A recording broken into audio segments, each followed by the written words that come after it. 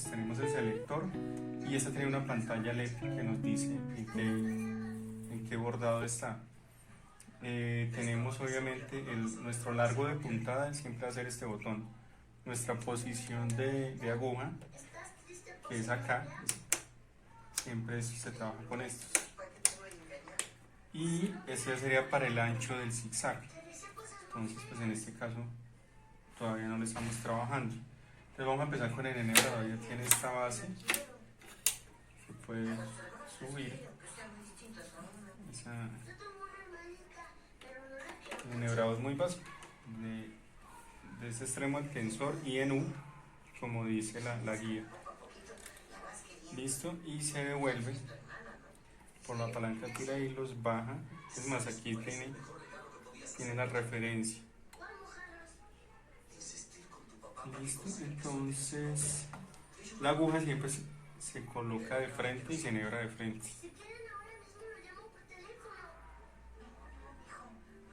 Vamos. Voy a apretar normalito. Enhebramos la aguja. Aquí tenemos el cangrejo. Esta es la caja bobina. Este es el tapacarril. Y este es entonces se coloca igual, ella no tiene ninguna otra posición, no se puede equivocar. Ya no le va a caber de ninguna otra manera. Lo ubicamos. Tapamos. En el caso de que se enrede, pues obviamente hay que siempre quitarlo. Y la caboina normal hacia el lado opuesto de las manecillas del reloj. Siempre así.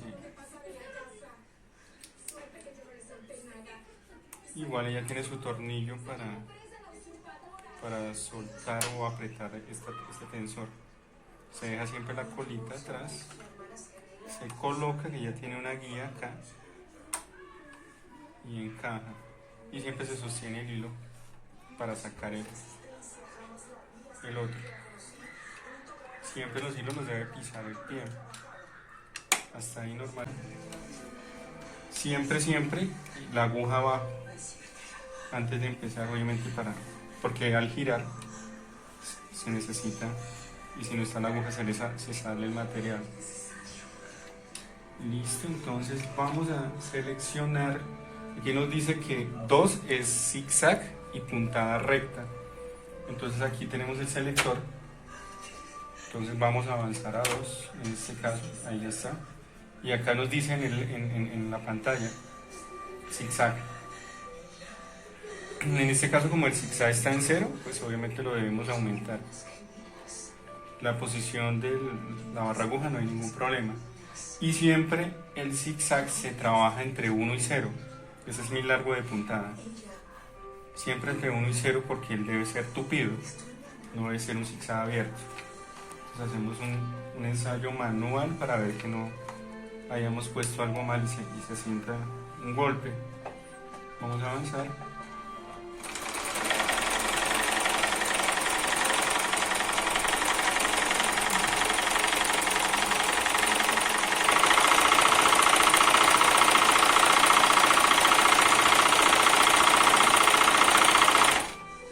Aquí tenemos remate, también lo podemos usar.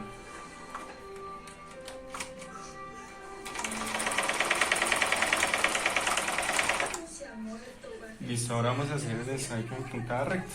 Normalmente subimos la aguja, ponemos en 0. Con el hecho de ponerle en 0, siempre en 0 para eliminar el zigzag, que ya solo haga este movimiento. Y obviamente aumentamos el largo de puntada porque va a ser una puntada muy pequeña. Pues volvemos a hacer. Hacemos pedal. Entonces, como le había dicho, siempre aguja abajo, porque ya se nos está sacando el material, giramos, bajamos con la palanca manual, abajo, palanca manual. Pisamos el material. Esta presión que tiene este pie se maneja desde la puede liberar si quiere, o bueno, en este caso siempre está ahí, en esa posición. Igual no es mucha tampoco la presión que maneja. Ese es el tensor para el hilo. Entonces, si está suelto por debajo, en este caso es, si está suelto por debajo le apretamos arriba.